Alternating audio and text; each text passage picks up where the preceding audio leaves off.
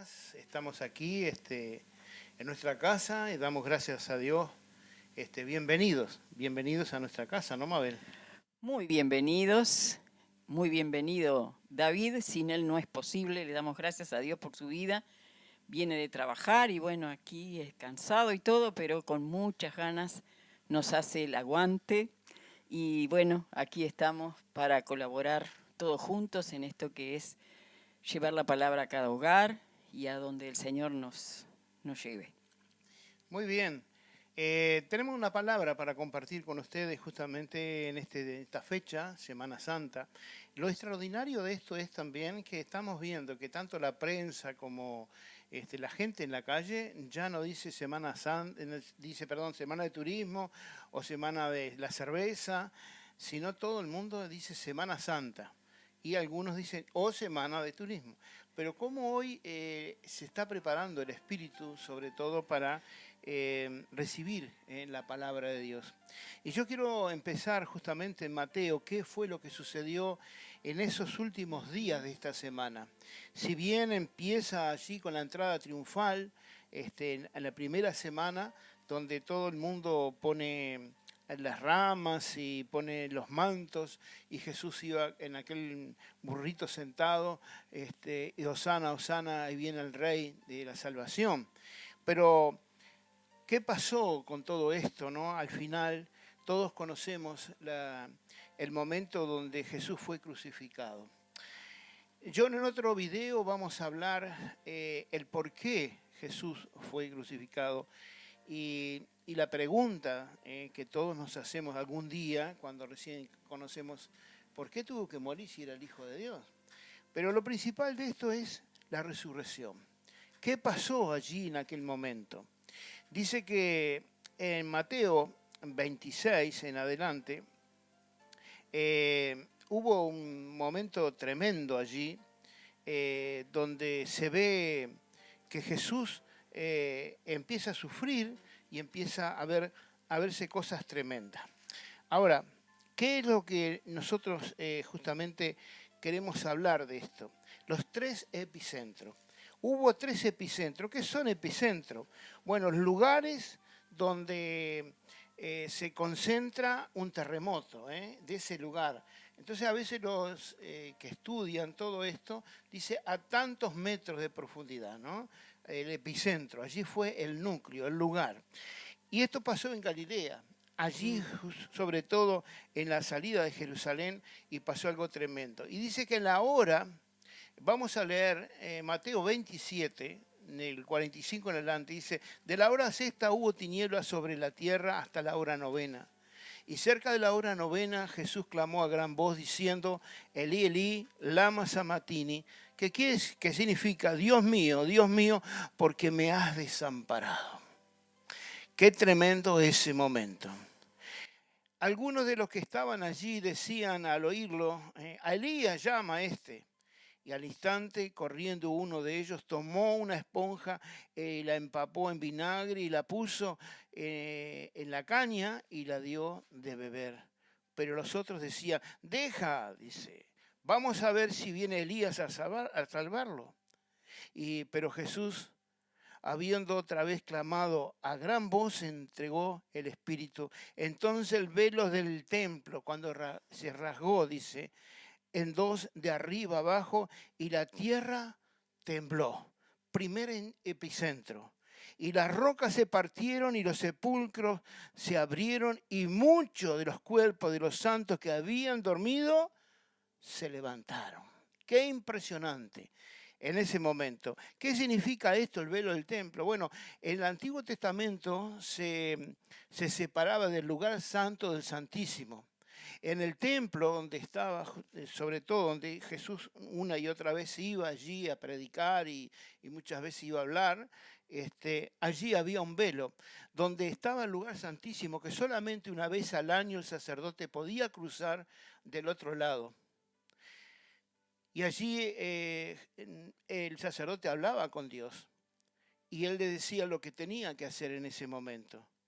Pero Jesús en ese momento rasgó el templo con su suspiro cuando entregó el Espíritu para que el lugar santo y el Santísimo se juntaran. empieza una gran, tremenda bendición hacia nosotros. Y dice que allí muchos muertos se levantaron de santos, y dice que entraron, miren el versículo 53, y después de aquel que resucitó, salieron de los sepulcros y entraron en la casa, en la santa ciudad, y aparecieron a muchos. Y el centurión, ¿saben qué es?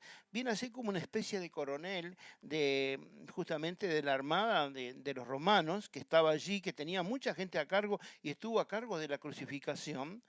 Y los que estaban con él, custodiando a Jesús, al ver el terremoto y las cosas que estaban sucediendo hechas en ese momento, se dieron con miedo y dice verdaderamente, este es el Hijo de Dios. Este centurión, coronel, reconoce delante de todos que verdaderamente era el Hijo de Dios. Y estaban muchas mujeres y allí miraban desde lejos.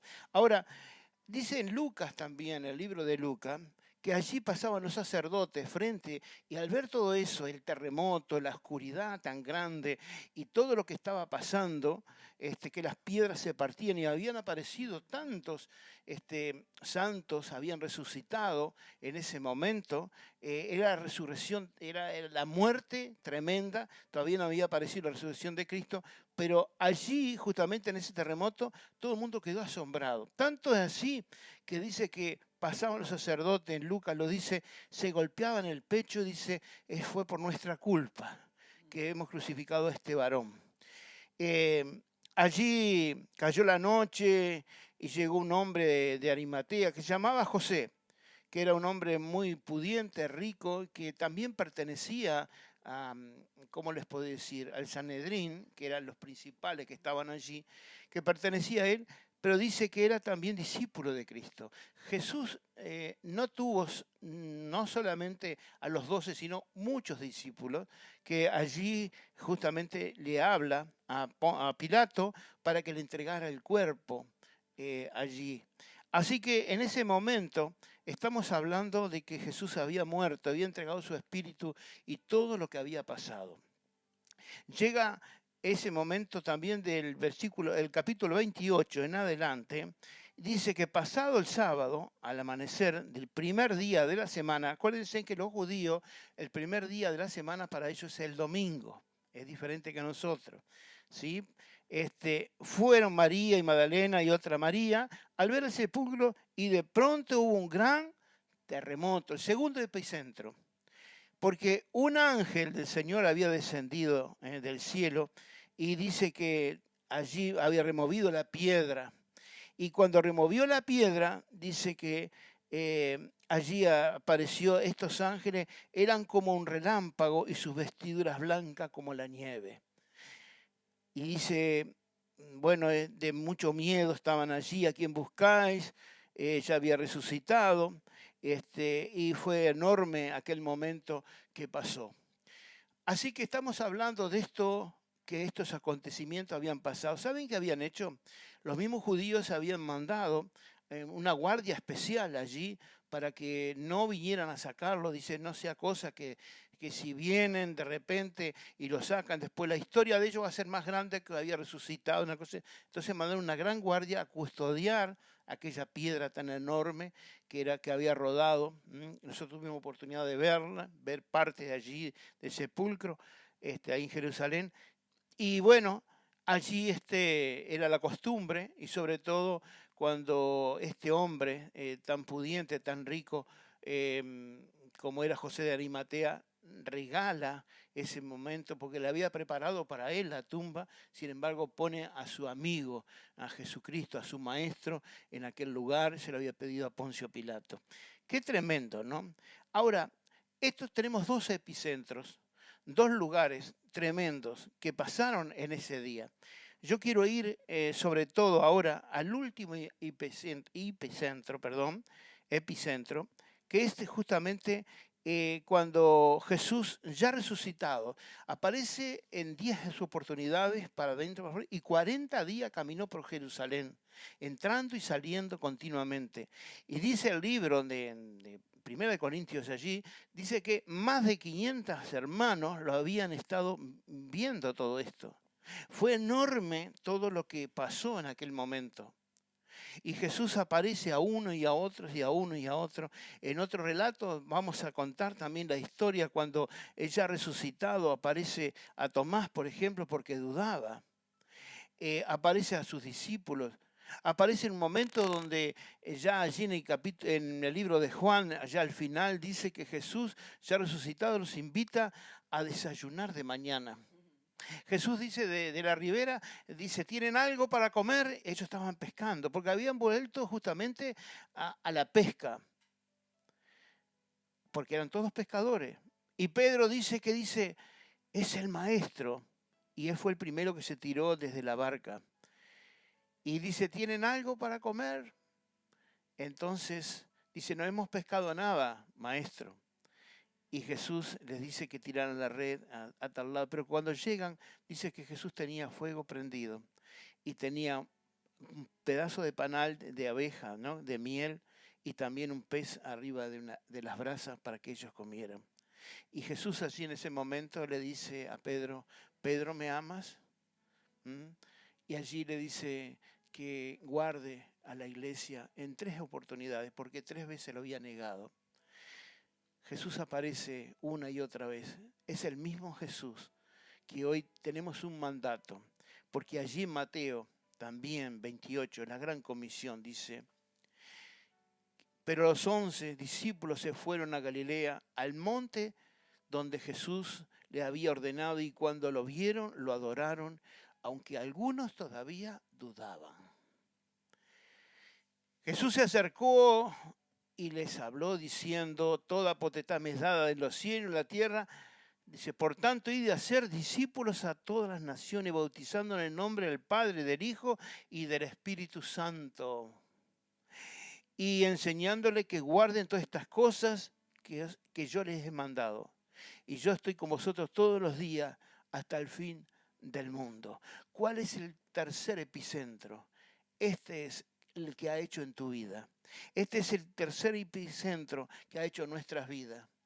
Hubo un remover, hubo un terremoto en nuestras vidas cuando aceptamos a Jesús como Señor y Salvador. Allí este mandato hasta lo último, Uruguay también estaba incluido, toda América Latina. Hoy estamos pasando en estos tiempos difíciles que jamás hubiésemos soñado, pensado que íbamos a... Estaba esto ya profetizado una y otra vez, pero que viera ya tan cerca, está cerca el Señor. ¿Saben lo que pasó?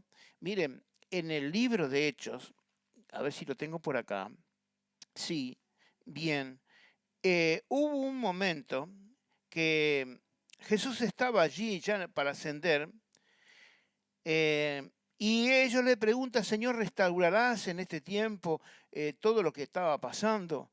Y Jesús no le toca a vosotros, porque dice, aún el Padre en su potestad sabe solamente Él cuándo es el fin. Por eso hay falsos maestros que están diciendo, falsos profetas que están diciendo en tal tiempo, tal otro, no le crean. Porque dice que en ese momento Jesús dice, no les toca a vosotros, sabéis los tiempos o las sazones que el Padre puso en su sola potestad. Pero recibiráis poder cuando haya venido sobre vosotros el Espíritu Santo, y me seráis testigo en Jerusalén y en toda Judea, en toda Samaria, hasta lo último de la tierra. Y habiendo dicho estas cosas, viendo ellos, se alzó hacia arriba, y una nube los cubrió y lo ocultó de sus ojos. Y los que estaban allí justamente, 2 varones, 2 ángeles, dice Galileo, ¿por qué miras hacia arriba? El mismo que subió, ese mismo Jesús, descenderá a buscarles. ¿Saben que en ese momento, cuando la crucificación, cuando Jesús dice entregó su vida, dice que hubo un momento donde Él descendió y le sacó la llave a Satanás de la vida y de la muerte, le arrebató. Satanás tenía todo el imperio en ese momento, pero allí le venció. Jesús venció la muerte. Jesús en 3 oportunidades en la tierra dio testimonio de que sí había resurrección, con Lázaro, con la mujer justamente, aquella viuda que el único hijo que tenía, resucitó. y también con aquella hija de aquel hombre que era uno de los magnates más grandes de que había aquel lugar, y vino a él y se postró y dice, por favor, que mi hija, y cuando llegó había muerto esta hija. Él es la resurrección y la vida. Y esto es justamente, y dice Jesús, porque las puertas del Hades no van a prevalecer contra la iglesia. Y en este tiempo, más que nunca, la iglesia tiene que estar unida sabiendo que tenemos bendición en Él. El tercer terremoto, el tercer epicentro tiene que estar en tu vida. ¿Sabes por qué? Tienes que aceptar a Jesús como Señor y Salvador. Y hay triunfo aún en la muerte. La muerte no lo pudo detener. Mira, si vas a la tumba de Confucio, vas a encontrar hueso. Si vas a la de Mahoma, vas a encontrar... Mira, en todos tienen huesos, o tal vez polvo. Pero en la tumba de Jesús no hay, porque Él resucitó al tercer día. Hay una cruz que quedó vacía, ejemplo justamente de la victoria. Y esta misma victoria quiere tener el Señor en este tiempo para ti. Mira, simplemente con una oración, yo quiero bendecirte para que esa misma resurrección y ese epicentro esté en tu vida hasta lo último en la tierra. ¿Qué nos lleva a nosotros a predicar? Nos lleva justamente que ha habido un terremoto en nuestras vidas. Si quieres aceptar a Jesús como Señor y Salvador de tu vida, tal vez estuviste, mira, en la macumba, como todos nosotros estuvimos buscando por todos lados, pero hoy la oportunidad, sobre todo, de que recibas a Jesús como Señor y Salvador. Repite conmigo si tú deseas de todo corazón recibir a Jesús como Señor y Salvador. Y di así, Señor Jesús, perdona mis pecados y te acepto como Señor y Salvador de mi vida. Entra en mi corazón y te recibo, Señor. Y escribe mi nombre en el libro de la vida. Amén. Si has hecho esta oración de fe, tal vez lo repitas más tarde, tal vez estés en grupo y no te animas, pero desde ya, que el Espíritu Santo, esa promesa, esté sobre tu vida y empieces a cambiar. Hay una oportunidad, hay un terremoto, hay un epicentro en este momento en tu corazón. Es que Jesús está sacando toda aquella amargura, aquella tristeza, aquel intento de suicidio que has tenido, aquellas cosas que te han pasado desde chico. Ese terremoto te está pasando en este momento. Tú vas a ser libre porque está acomodando el corazón y tirando todo para afuera, lo que nos sirve, las amarguras, las tristezas, las soledades, todo lo que te ha pasado. En este momento el Espíritu Santo está haciendo una limpieza, por eso hay un epicentro en tu corazón. Dios te bendiga, ni un paso atrás, sino un paso más. La paz de Dios sobre ti. Amén.